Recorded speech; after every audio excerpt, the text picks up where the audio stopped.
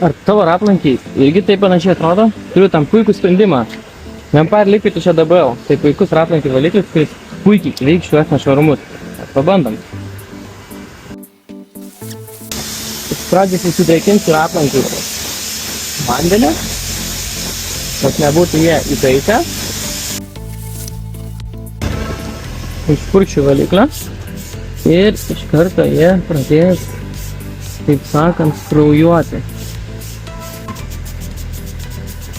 Kad dar labiau išjudinti visus nešvarumus, naudosiu teptuką, kuris puikiai nuvalys net ir labiausiai prikipusius nešvarumus.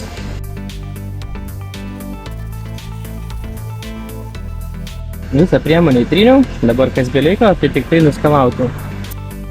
Ir vėl vanduo. Nuskalauju. Na štai, skirtumas tikrai akivaizdus. Ratlankiai blizga tarsi nauji ir galim palyginti su tai, kaip atrodo kitas ratlankis.